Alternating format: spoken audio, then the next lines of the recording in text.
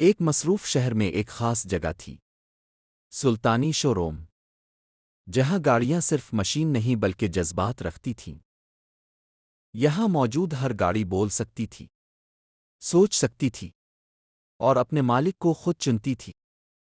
ایک دن ایک غریب مگر محنتی لڑکا علی خوابوں سے بھری آنکھوں کے ساتھ شو روم میں داخل ہوا۔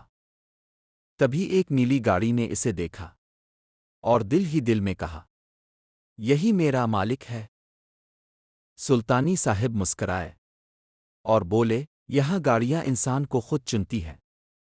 یوں علی اور نیلی گاڑی کی دوستی شروع ہوئی، جو ہر دن مضبوط ہوتی گئی۔ ایک دن مشکل وقت آیا، والد کی طبیعت خراب، اور شہر میں شدید ٹریفک، لیکن گاڑی نے ہمت دکھائی اور علی کو وقت پر ہسپتال پہنچا دیا۔ علی کی آنکھوں میں آنسو تھے۔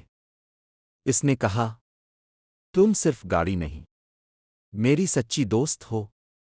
نئے لوگ آ رہے ہیں، نئی گاڑیاں منتخب ہو رہی ہے۔ سلطانی شو روم، جہاں گاڑیاں نہیں، رشتے بنتے ہیں۔